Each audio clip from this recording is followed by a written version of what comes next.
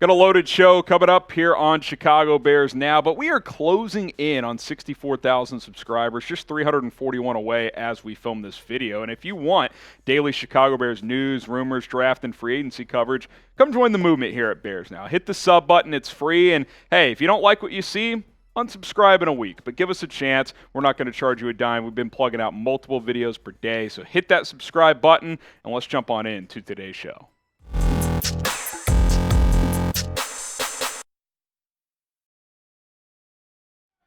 Could the Chicago Bears draft Ohio State wide receiver Jaxon Smith-Njigba? Welcome into Bears Now. I am Harrison Graham. The Bears brass was at Ohio State's Pro Day today, where JSN kind of took center stage. Obviously, Paris Johnson, Dawand Jones, a few other guys were working out as well.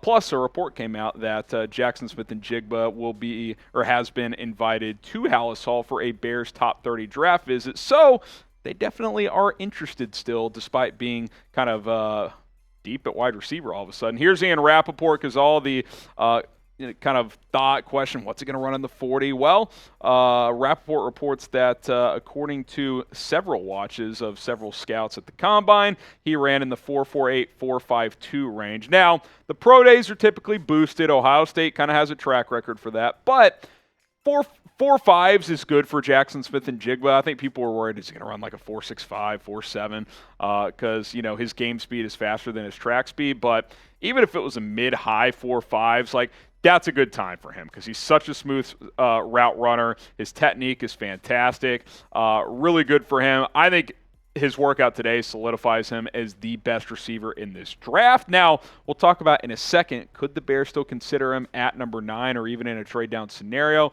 We'll explore that.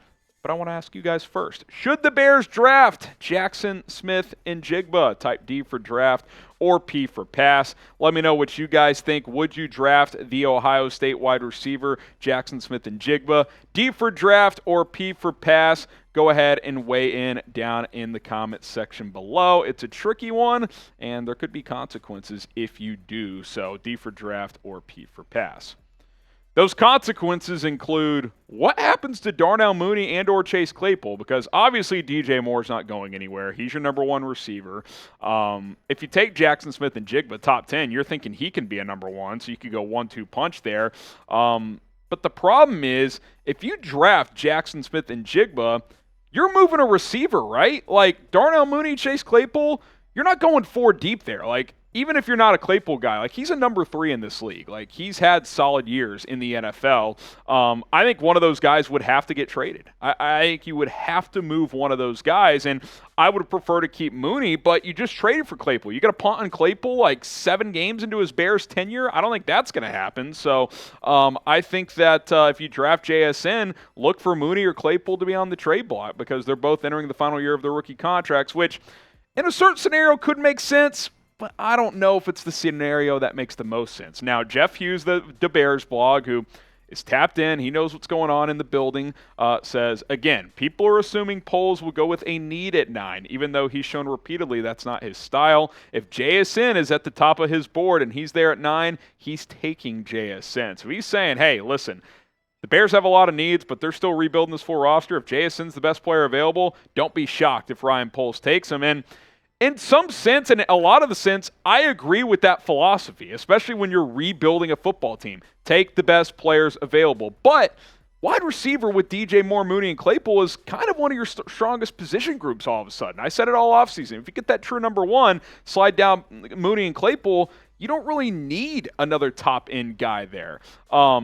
I love Jaxon Smith-Njigba. I would be okay drafting him, but just know that you're probably going to trade Mooney or Claypool in that scenario. And hey, if you get like a 2nd or 3rd round pick, it's probably not the worst thing in the world, but you still have major holes to fill in the trenches. You need another offensive tackle. You might need a center. You need several defensive linemen on this team. And look, if JSN is way up here and players you need are way down here, then okay, maybe that changes the conversation. I don't know what Ryan Poles' big board is going to look like, but I do know this. You've got major issues in the trenches, and you got to improve in those areas. Going to be fascinating to see how it all plays out. Now, we know DJ Moore is not going anywhere because Ryan Poles made him a centerpiece of that trade of the number 1 pick, and DJ Moore jerseys available to purchase right now. Chatsports.com/DJ. Chatsports.com/DJ.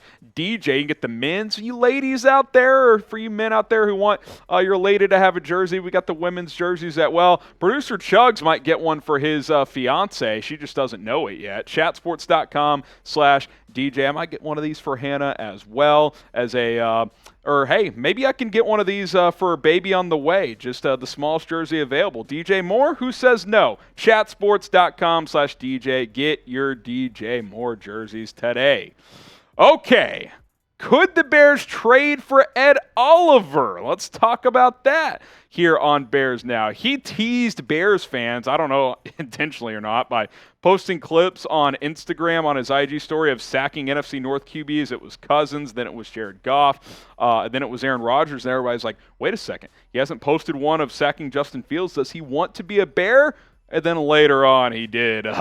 He did post one of him sacking Justin Fields. This is kind of a still frame from that clip. But maybe he heard the noise and he was like, "Oh, I don't want to cause drama. I just want to post one," even though deep down he wants to be a Bear. I don't know if that's true or not. This is kind of connecting dots that may not even be there to connect.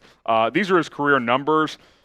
All this being said, I loved Ed Oliver coming out of the University of Houston. He's kind of just been okay. Now, Robert Schmitz threw this out there. He talks about the Bears quite a bit. He says, this is all speculation. That's important to note. He says, but in theory, the Bears could offer the Bills a quick pick swap, 9 for 25. It's actually 27. So you'd go from 9 to 27. That would represent 630 points, 30th pick in the draft for Ed Oliver, who's on the last year of his deal. They might need to add a fourth as a sweetener, but would you do this deal? So he's basically saying trade a late first-round pick for Ed Oliver and a fourth, and got to be honest, I have strong opinions on that, and I don't think I would do that at all. But I will say this. Even though Ed Oliver has been somewhat underwhelming in his career, he would still help this defensive line out, no doubt about it. I mean, Dominique Robinson right now is listed as a starter. Justin Jones is expected to carry a big load based on what you have, and that's not ideal. Ed Oliver is a decent player. He's an above-average player. But I'm not dropping from the 9th pick to the 27th pick for him. He's on the last year of his rookie deal. Over $10 million is what his cap hit would be. Like, if you're going to go from 9 to 27, you better get Ed Oliver and either a future first or at least a second. A fourth? No. Like, this trade right here, you're telling me you would do this trade. Ed Oliver for 27 and a fourth for number 9. I'm not dropping to almost round 2 for Ed freaking Oliver. He's been average. No chance. Who wins this trade? Type CHI for the Bears or BUF for the Bills. I get it. He would fill a need. You need a 3 tech. He can fill that void, but he has not reached his potential in the NFL. I think it's got to be a second instead of a fourth. Like, give me the Bills' second round pick. Maybe we can talk then, but you're still dropping almost 20 spots in round 1. I think the Bills win this trade, if I'm being completely honest. All right, Bears had in Dylan Cole for a free agent visit today, and I was like, Dylan Cole, that name doesn't ring a bell. But he is a Texans legend, as producer Chugs just pointed out. Spent the first 4 years of his career in Houston, last 2 in Tennessee. 6-year vet, so who is Dylan Cole? This is kind of a Wikipedia write-up, if you will. Mostly been a special teams guy in his career. Did have a career-high 8 starts at linebacker in 2022, put up some okay numbers for the Titans as he was forced into action due to some injuries, 64 tackles, 4 tackles for loss, had a pass breakup and a sack. So he's okay. I think he's like a 4th linebacker, special teams guy. And yeah, you could still use that, right? Because TJ Edwards, Tremaine Edmonds, really good 1-2 punch. I like Jack Sanborn as a 3rd linebacker. But beyond that, you don't have great depth. You have a lot of unproven guys behind your starters. So bring in a guy like this. He could be an LB4. He can play some special teams. You just lost Matt Adams, who kind of played that role. So he could certainly help fill that void. So I wouldn't be shocked if they signed him to a cheap veteran minimum 1-year deal to give you some depth and some special teams value. What do you guys think? Fill in the blank. The Bears will sign blank next in NFL free agency. Might be Dylan Cole. Hopefully it's Yannick Ngakoue, because if that happens, we are going to party. All right, that's it. Appreciate you for tuning in to today's episode of Chicago Bears Now. My name is Harrison Graham. Graham. Shout out producer Chugs for hanging out late with me here on a Wednesday. He salutes you, as do I. Bear down. We'll see you guys tomorrow.